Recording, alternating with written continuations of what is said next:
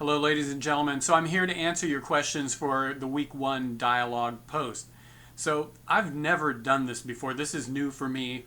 I have, at the risk of telling too much, I do find dialogue posts to be tedious and very not very delightful. So I wanted to choose something that would be more engaging. And I do appreciate, a few of you have commented that you appreciate that, and I thank you for saying so. And part of it too is me. I want to enjoy the dialogue posts also. So as I'm answering, I'll probably be working through the kinks and so on and so forth. So this class, for better or for worse, you guys have to put up with me trying to figure out this methodology. So here's what I've done. I've taken all of the posts and compiled them in a list, and they're roughly in post order. I tried to keep them in post order, but I made a couple of adjustments, and I tried to group them together by text. So I'll just be going down my list and reading through your questions for the most part. Probably paraphrasing some of your questions too, and then answering them. I think it may be that as I go down, some questions will be similar, which is fine. That's okay with me.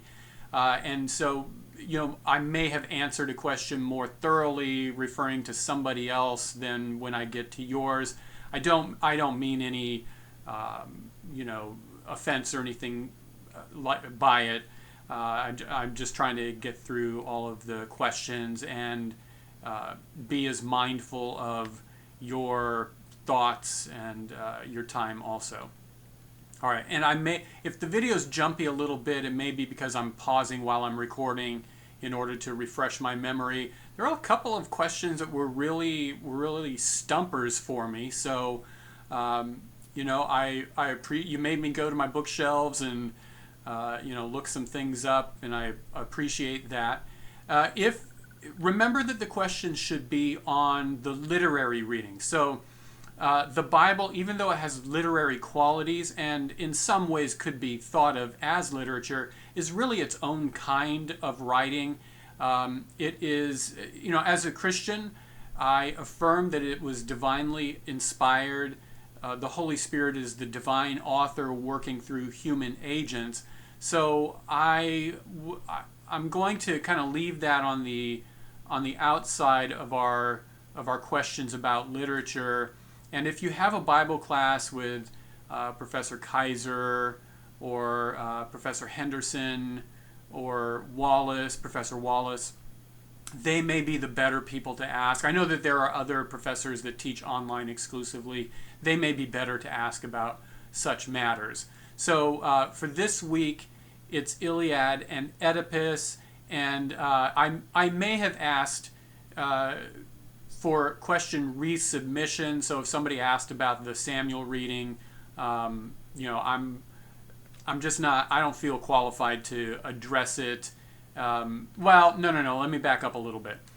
I really want to address the literature that we're reading in the course. So, I may have asked you to repost a question by the end of today. You'll still get full credit for it because I think it was probably in good faith that you asked those questions. All right. So, like I said, if the video jumps around or seems choppy, it's because I'm pausing and gathering my thoughts in the meantime. Okay, so, and I'll also probably be jumping back and forth between my camera and my document that has your questions written down. So, as I've said in a previous video, if it seems like I'm looking past you or something, it's just because I'm consulting my documents. If I mispronounce your name, be patient with me. It may be that many people mispronounce your name, but this is my first time. And I do welcome you giving me some gentle correction if you want to send an email to me just to note how to pronounce your name. I don't take offense at that. All right, so let's start. I want to start with a question that I see as an overall matter posed by Herbert F., talking about how the Iliad looks like Old Testament scripture, and he wants to focus on the gods, right? He says, Herbert says, looking at the gods and the way they respond to mortals looks as if the gods' main purpose, this is little g gods, false gods, of existence is to have oversight over the mortals. So the question is, do the gods serve a greater purpose than overseeing the affairs of mortals? So in literature, especially in Homer and in Sophocles' Oedipus, the gods play a particular role in the story, but in society the gods do appear or are seen as governing aspects of everyday life. I don't know if any of you took Dr. Grimm's Ancient Greek History class. I believe he offered it last semester. But there are a number of different ways societies, these pagan societies, Greek society in particular, looked at the gods. There's a really interesting book, I think it was written within the past 10 or 15 years, called Did the Greeks Believe in Their Gods? And the idea is that the way Homer presents the gods in Iliad is probably not the way most Greeks thought of them, right? They probably didn't think of them as having literal human forms, even though they represented them that way. Homer represents them that way in literature.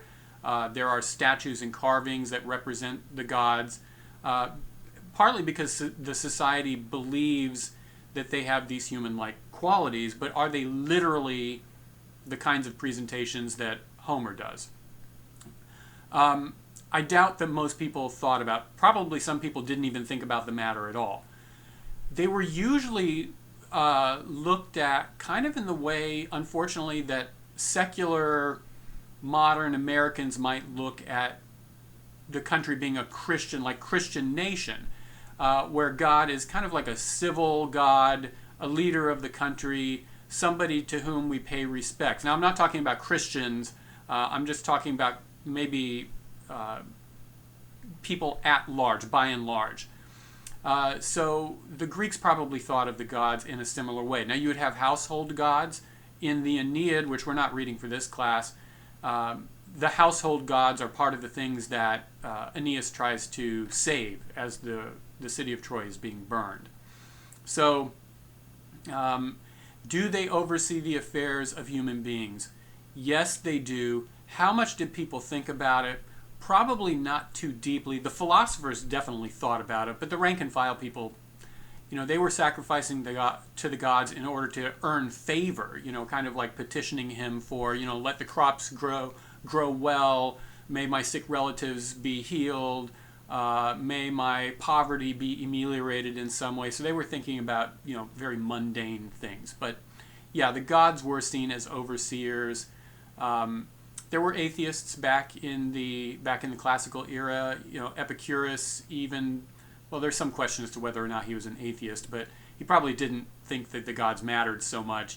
He's very materialistic in his view. But then you have someone like Socrates and his student Plato, who were absolutely devoted to the gods and saw them as, an important factor in life.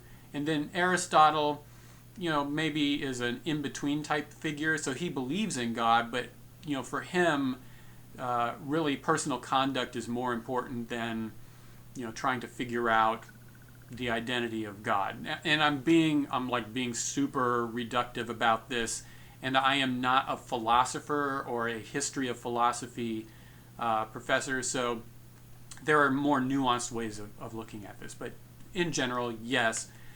For us, though, is what does Homer think? What does Sophocles think? Sophocles actually presents the gods maybe in a way that the Greeks thought more about them. Far off, never quite appearing on stage, still having governance and mattering, right? You still have to consult them. But in any case, Herbert, I hope that answers your question. Moving on to Iliad questions, Hannah C. asks about Achilles' honor and says, Achilles seems to be very worried about his honor and glory a lot because he is mortal and has a short life. He knows he was able to catch Briseis. Why does he allow her to slip away so easily? And she mentions that Athena gets involved. So part of in book 1, he is about ready to kill Agamemnon for taking his war prize, and Athena does have to intervene to stop him from killing Agamemnon. We're told that he debates two ways in his mind, but what follows implies that he was going to kill his king. So Athena intervenes and stops Achilles from doing something very brash, which is part of Achilles' personality. Yeah, he does worry about a short life later on, especially when he's talking to his mother, or he's talking to Odysseus and others, and he says he's had a conversation where either he'll win glory in war and die early, or he can go home and have a long life. And at that point in the book, he says, I'm going home. I'm not going to stay here anymore. Now, he doesn't. Ultimately, he doesn't go home. But at one point, he does choose the shorter life. Athena stops him from pursuing Briseis, which facilitates his appealing to his mother to get her back. Hilary M. She mentions she has many questions, including terms like blameless and so on and so forth. But ultimately, she settles on asking about Achilles and do I believe he ever existed? This was a legend discussed for hundreds of years before being written by Homer. That's true. Homer writes about the Trojan War about 4 centuries or so after it took place. So he's writing in the 8th century BC. We think the Trojan War happened in the 12th century or so BC. There's a range of scholarly opinions, but I usually think of 12th century for the war, 8th century for Homer. Do you think that Achilles was an actual character? Or was the Iliad more of an homage to the gods of ancient Greece? So I actually think that Homer is challenging the notion of the goodness of the gods. Now over to Achilles. So I am of the opinion, I'm not alone in this, so it's nothing noteworthy or spectacular, but I do think that Achilles was probably an historical figure.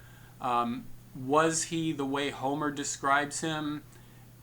Probably not, although there were probably some general features that Homer didn't make up and inherited and then built on those for his story. So if he existed, I think he probably did. He was probably one of the best fighters during the war, probably a hot-tempered guy, and it seems like he died ignominiously, right? By not in a glorious battle, but through subterfuge. Traditions differ. Some say that he was killed in an ambush. Others say that he was killed because Paris was shooting from behind a pillar, not quite an ambush, but Paris shot him with an arrow. The Achilles heel would fit into that version of the story. But overall, yeah, I do think that he was an historical figure. If we met him, we might be shocked at how normal certain parts of him were, although he seems to have been a remarkable person and done remarkable things. Elijah A. asks about Book 16 of the Iliad and Patroclus going into battle, and it says, after Patroclus saved the Achaean ships, those are the Greek ships, and routed the Trojans, why was he so determined to assault Troy by himself? Why didn't he return to Achilles, right? Achilles tells him, and Elijah brings this up in his post, Achilles tells him, don't go too far. Well, I think Patroclus is he's a man who's caught up in the moment, and he's having some great victories wearing Achilles' armor. And remember, Achilles is dressing Patroclus up to make it look like he's joining the battle, but really he's sitting back in his tent. And if we remember Book 1, the invocation of the Muse in Book 1 says, sing of the rage of Achilles, by which so many Greeks lost their lives. So Achilles is still sulking back in his tent, not willing to fight for his allies, and takes kind of like a lesser way out, or what's the word I'm looking for? He tries to keep his word to stay out of the battle, but still, give a little bit of assistance to his allies. He's berated by it, by Phoenix, his tutor, earlier in the story. So I think that Patroclus is a man caught up in the moment, and that seems to be a common motif in Iliad. I don't know that it's one of Homer's major themes, but it's certainly a feature of Iliad, right? The young man who gets carried away and oversteps his abilities. Sometimes it's the veteran like Hector who might find himself in an awkward situation. I think he was caught up in the moment. Eric B. Asks about Book 6 and the meeting between Glaukos and Diomedes, which is like one of my favorite things to talk about when I'm teaching the course on campus. He says, I don't understand why he would be afraid to fight him if he were immortal. Let's see, and I don't remember Glaukos's lineage, but yeah, I do think that one, maybe both of them have traced their lineage back to the gods in some way. Also, why would the two opposing fighters become friends in the middle of a battle? So I think this goes to one of the major themes in the Iliad, and it is not necessarily just war, but domesticity, the household. Iliad is a story about the domestic, and it is framed in war. So we see families squabbling, right? The family of the gods having their dinner party on Mount Olympus, squabbling amongst each other.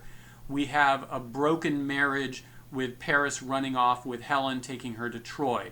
We have a squabble between the brothers Hector and Paris. I don't remember if it was part of our selections. I'm teaching 205 on campus, and we read the entire Iliad, so I don't remember if it was in the online selections. But at one point, Hector says to Paris, it would be better if you were dead. You are the reason that we are fighting, and I am defending the city to the best of my ability, and here you are gallivanting around, making it hell for us. And Hector does say Paris is a good fighter. So when Glaukos and Diomedes meet on the battlefield, they exchange this, it's like a really long story, they exchange these stories about hospitality shown from one's father to the other's father. I think it's Diomedes' father who shows hospitality to Glaukos' father, or something like that. But it emphasizes that Glaukos and Diomedes now have a potentially a special bond between each other, built by a domestic experience. And so they agree to fulfill their duties as soldiers, to fight on the battlefield. But in addition to that, they won't go after each other because of this special bond that they've discovered they've had. And then Homer has a little humorous moment. I think it's humorous. I think it's intended to be humorous, where it says that Glaukos lost his mind because he exchanged lesser valued armor for, or he gave away greater valued armor for receiving lesser valued armor. And that's, I think, Homer managing some of the tone in Iliad, right? It's not always intensity all the time. There are bits of, comic relief and so forth. Kimberly R. asks about why Agamemnon is so stubborn in the books, right? If the prize is what he desired, and clearly any prize will do since he insists on taking Briseis in exchange for Chryseis, why wouldn't he just wait for an even greater prize? Is he impatient? Does he not believe they will be victorious? Agamemnon as a character is one of the most, I think he's so frustrating. But it's part of who he is as a character. So Agamemnon is the leader who insists on being respected. Now, there's a general belief that leaders should be respected. However, there's also the leader that just constantly demands it, right? Remember, I'm the king. You need to bow down to me. And so they take what is due to them and turn it almost into kind of like a weapon to browbeat their own soldiers, their own followers. So indeed, when Agamemnon sends his message to Achilles and says, I'm very sorry for taking Briseis, I will give her back along with tons of other gifts, he closes out his speech by saying to Odysseus, you tell Achilles, right? I'm the king. Remember, I'm the king. And then Odysseus, in a brilliant little managing of personalities, when he talks to Achilles, he says word for word everything that Agamemnon says until he gets to that part, and he replaces it, Odysseus replaces it with, and if none of these things move you, remember your friends. remember that we're dying on the battlefield. Of course, that doesn't move Achilles either. He's like, well, nope, I'm going home. So Agamemnon is just that kind of leader who is, unstable and so on and so forth. Kristinette J looks through and finds kind of an obscure passage about Bellerophon, and that may have been, I don't remember exactly where that is. I think that's also in book 6, and it might be part of the Glaucus and Diomedes story. So Bellerophon, and you sent me to my books on this one, he's mentioned in a few places. Hesiod mentions him in Works and Days as the killer of the Chimera. That seems to be his claim to fame. In some of the Greek histories, I think Strabo is one of them, Pausanias is another one. I'm not too familiar with those works, but they go into more detail, and it seems like Bellerophon had committed a murder and was, I don't know if he was outlawed or the gods were seeking him for that reason. And it's not clear exactly who he murdered. There might be differing accounts. But the reason there's this sudden shift, like he's doing great things and then suddenly the gods are angry with him, is probably because Homer's audience doesn't need to be told those details. Unfortunately for us, we do, but Homer doesn't go into it relying on his audience's knowledge to fill in the gaps. Kimberly B. asks about Book 16, another Patroclus book. And she's asking, well, what started this? And this is one of the difficulties of reading excerpts. So I realize that our English 205 course has been kind of put together by committee, including many of us in the English faculty. All of us, actually, regular English faculty members have contributed to it. But reading the excerpts doesn't give you a sense of, what's happening, how this skirmish started. So the Book 16 skirmish is a continuation of fighting that has erupted after Ajax and Hector had a duel. So, and there's a ton of stuff that is showing the balance of battle, moving back and forth. Poseidon at one point gets involved because Hera seduces Zeus to stop keeping watch. Remember, the Iliad is not about the entire Trojan War. The Trojan horse is not in the Iliad. The precipitating event of the war, not just Paris running away with Helen, but actually a beauty contest between Aphrodite, Hera, and Athena, in which each of the goddesses offers Paris a gift if he will declare her to be the most beautiful. Well, he likes Aphrodite's gift the best, having the most beautiful woman in the world, declares her the victor, runs off with Helen back to Troy, and that explains why Hera and Athena are so angry with the Trojans. And the 10-year Trojan War is stretched out because of that, and we are only in the Iliad getting about a few weeks in the last year of the Trojan War. I think it's the 9th year of the Trojan War. So we're not even, Homer doesn't even care about the entire conflict. He really cares about what does war do to households, and what does it mean when you cut yourself off from your allegiances, like Achilles does. In any case, that's the origin of that skirmish there. Let's see here. I think I'm pronouncing this right. Layla H. is talking about the domestic bickering in politics and the humor in it, which I agree with. She asks, I started to wonder why Homer portrayed the divine gods of Olympus as so susceptible to human nature and faults. An example is when Zeus and Hera are bickering over the Trojan War.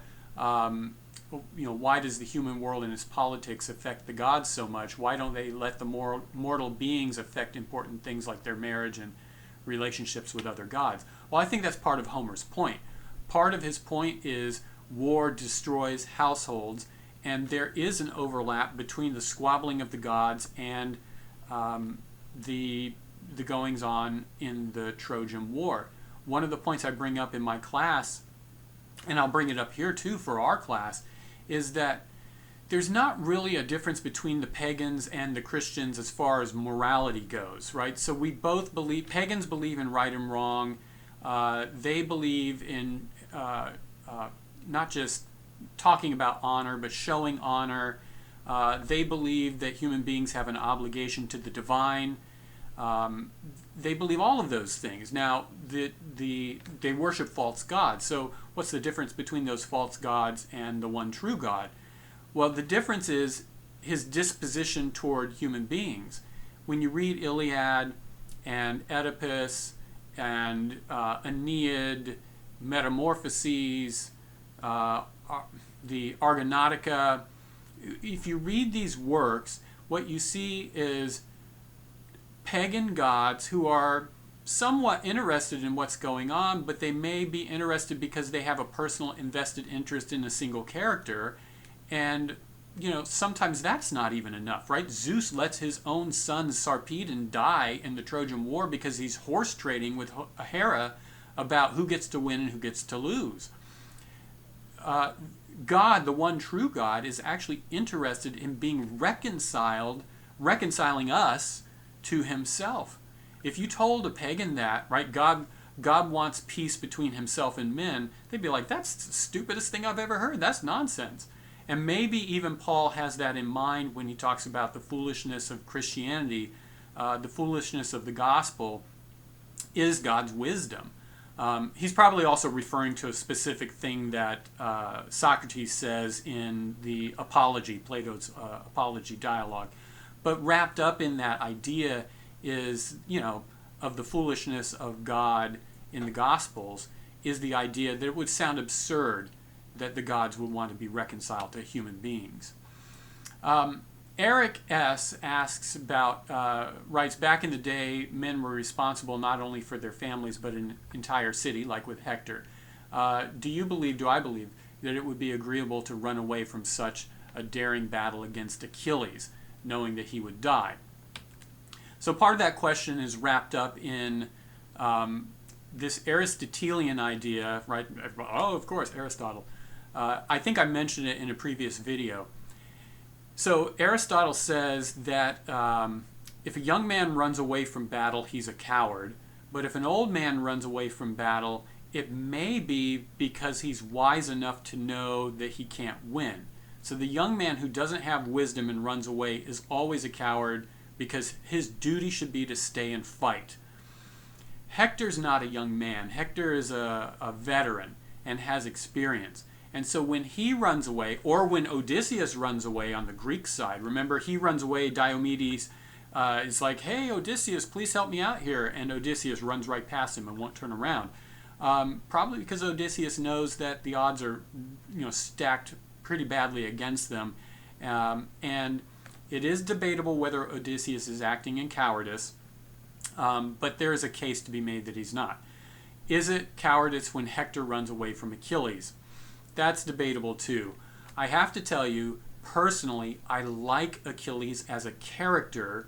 However, the way Homer presents him running away from Achilles shows, and some other places in Iliad, shows that Hector, he is susceptible to fear in a way that opens him up to the charge of cowardice. I don't believe he's a coward, but I think Homer leaves it as an open question. Certainly Hector is committed to defending Troy. He's willing to stand up against Achilles, but only because he believes he has help. But he's being tricked, of course, by Athena. So, is he? I don't want to think so. It's an open question. Scholars fight about it. I don't think so. If somebody wants to think that he is, I get it. Paula K asks about Patroclus killing Sarpedon and Zeus becoming remorseful, and ultimately asks, why does Zeus allow Patroclus to continue fighting versus having him killed immediately. Well, this goes back to the horse trading bit. Hera and Zeus are concerned that if the gods intervene only in certain situations, then whatever fate has decided, and that's a whole other matter, whatever fate has decided might be thrown off balance. The irony, of course, is that the gods seem to do this, on more than one occasion. He's trying to preserve fate in some way. The reason he doesn't kill Patroclus immediately is also because he wants Patroclus, for whatever reason, he has ordained that Patroclus is going to get too close to the wall and become killed, and he's going to provoke Achilles to get back into the battle because of it. It's very convoluted, and I think also goes to what I believe is Homer critiquing the gods. Is Homer an atheist? No, he's not an atheist. Is he an anti-theist? I don't think so either. I don't think he's being impious. Some ancient authors do believe that Homer was impious in the way he presented the gods. Some other authors actually use Homer as if he's writing like some sort of scientific treatise on the gods. So, even the ancient world is divided about what Homer is doing. But I think he's doing a little bit of critique. For whatever reason, Patroclus has to die near the wall as part of goading Achilles back into the fight. Sophia has a lot of questions here. So I think I'm going to address a number of points that Sophia J. brings up. I think I've hit it in previous questions, but I really want to focus on the last part of what she says. So I'll read this regarding Achilles, right? Achilles didn't even want to help his comrade.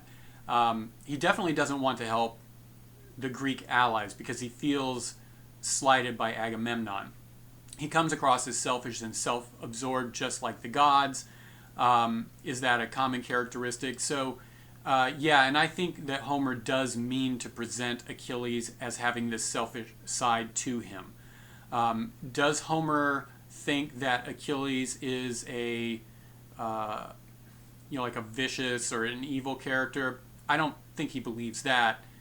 But I do think that he is presenting a complex Achilles who is subject to flaws like most people. Why is he praised as a hero instead of Hector? And this goes to something the video talks about. So even though I don't totally agree with the video, or I think the video is kind of incomplete in its presentation, even though that's the case, the idea of the hero is a real idea, and it's usually tied up with somebody who does remarkable things. Somebody who's able to fight off an entire army single-handedly makes them a hero. But, showing charity to a poor person, that doesn't count towards heroism because it's not a remarkable deed. So the idea of the hero really is tied up with doing noteworthy things and not being an exemplar of virtue. Often they were exemplars of virtue, but it wasn't a necessary quality. So Achilles is a hero in that he does remarkable deeds. He's an important fighter for his allies, which makes it, amplifies the dramatic effect of his sitting out the battle. So why is he praised as a hero instead of Hector?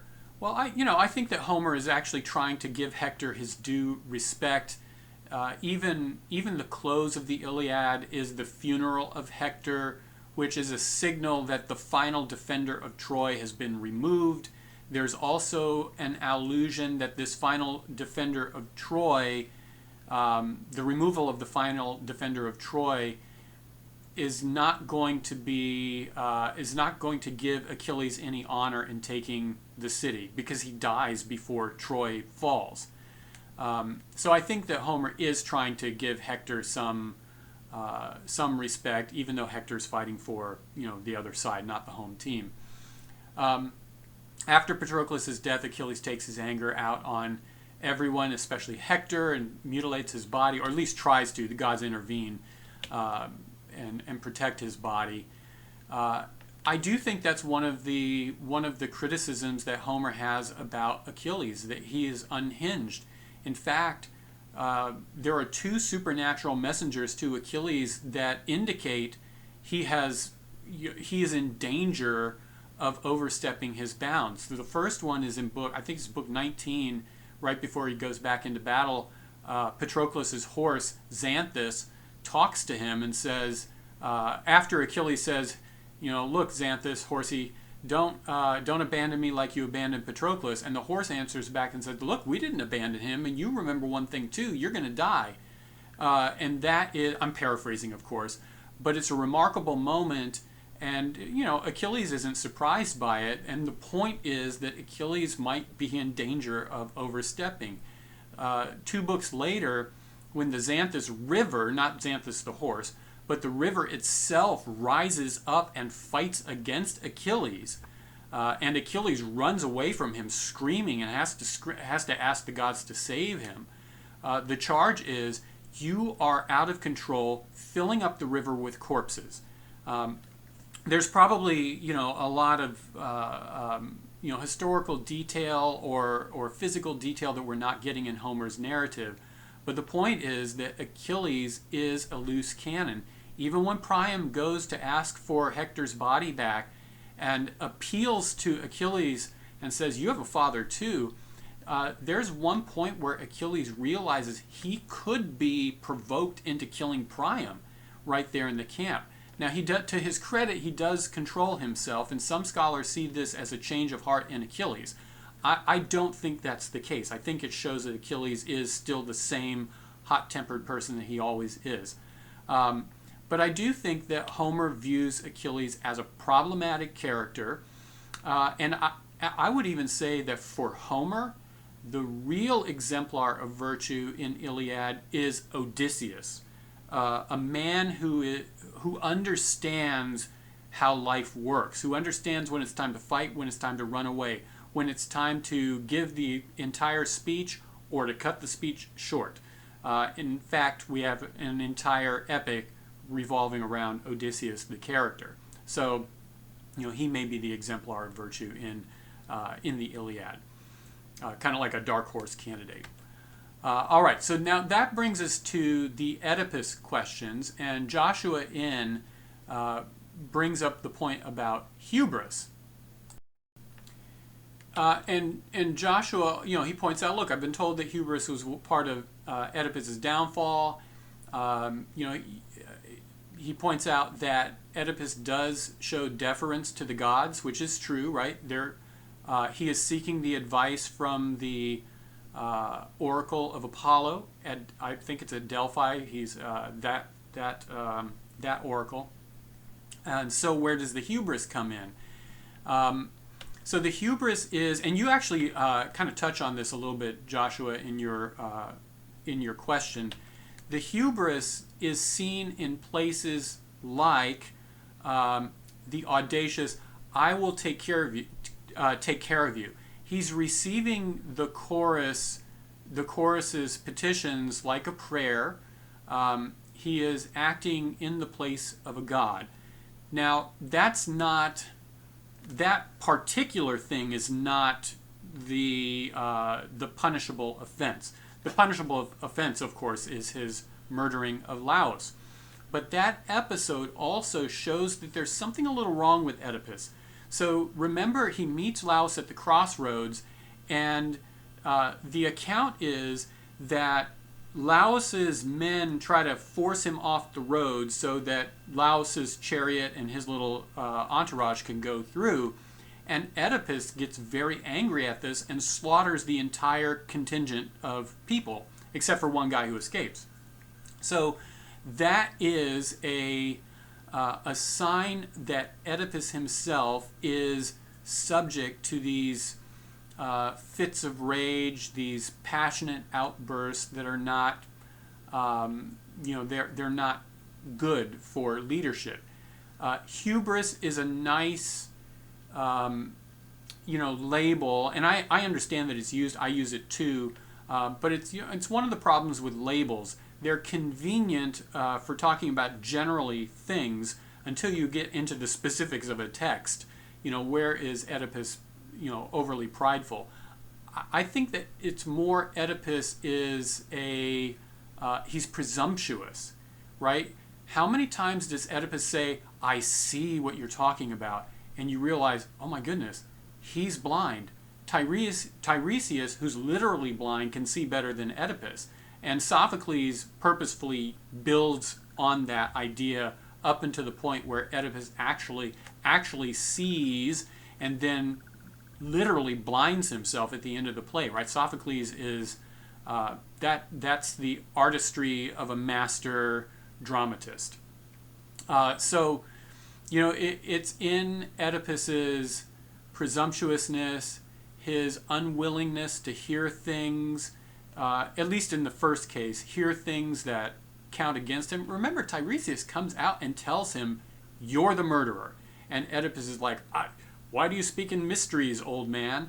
But he really is the murderer. And the audience, by the way, would know this, right? There would be no surprise ending for them. They would know, yeah, Oedipus killed Laus. He's married his mother. What they would be curious about is, what is Sophocles going to emphasize in this play?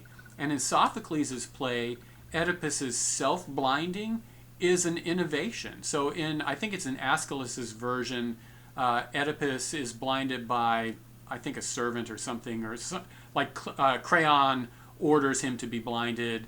And then in another Oedipus, I think Euripides has an Oedipus play, and it's not clear that he's even blinded in that one. So, Sophocles is doing some, he might be blinded later on. Sophocles is doing some commentary on Oedipus, right? The self-blinding shows that Oedipus is responsible for his actions. So I agree with you, Joshua. Maybe hubris is not the best label. Maybe there are other factors that show him to be, worthy of censure or punishment. Definitely the murder of Laus is the specific thing. All right. Philomena M. Also asks about Oedipus, and she talks about the kind of the formulaic phrases that people have. God help you, may you be blessed by the gods, by the God's will, etc., etc. And she asks, if the characters are all polytheistic, who are they referring to when they use God singularly? At this time, it's probably Apollo.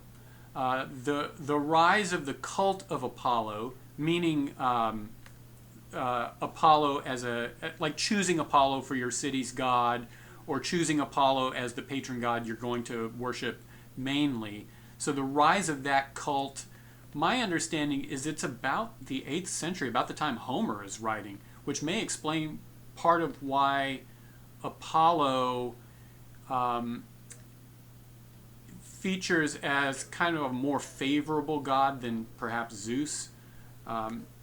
That's complicated too. But anyway, who are they referring to? Probably Apollo, for the most part. Unless the city's god were, some cities took Zeus as their patron god. But here it's Apollo. Lori M. Asks also about about Oedipus and fate, right? She says the play presents that a person cannot change fate even by running away as Oedipus had. Why is free will or free choice not more pronounced? By his free will, Oedipus could have changed his fate by not choosing to kill King Laus. The period of this play was at the period of this play, was free will essential, or was it a central idea?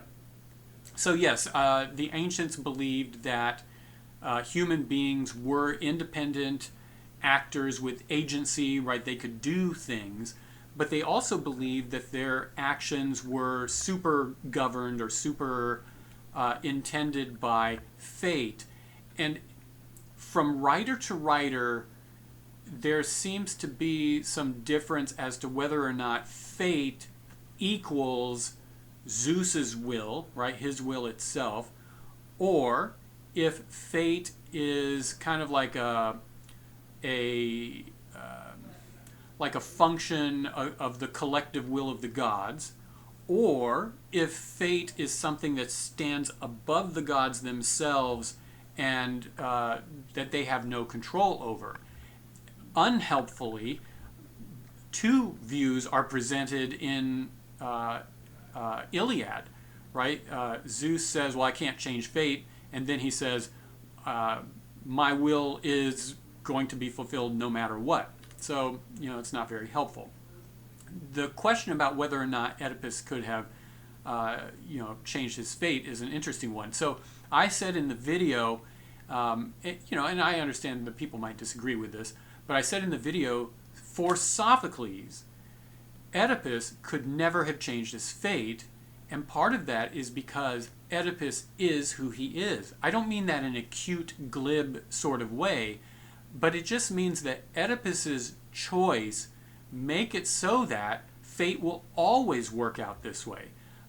There's also the suggestion that Jocasta and Laus themselves, so we don't get this story, by the way, in Sophocles, and the audience would probably know it, but Laus is implicated in some unsavory business.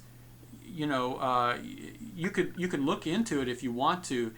He's not an exemplary figure, and so to have a prophecy that his son will kill him is about justice in a way, and Jocasta choosing to expose Oedipus, right, lay him out in the wilderness so that he'll die. That speaks to her character somewhat also. And then Oedipus himself, I've already talked about him being a hot-headed person. Because he is that way, fate will always work out for him. His fate to kill his father and sleep with his mother is really a function of his free will actions. And so maybe that's not the best or most precise way of putting it. I said in a previous video that free will action is the engine, right? It's the mechanics of fate itself. So for Sophocles, the question is not so much whether or not Oedipus could have chosen his fate or changed his fate. The question is, how is it that he could never have changed his fate? Because he's hot-headed, because he's presumptuous, because he is unwilling to listen to other people.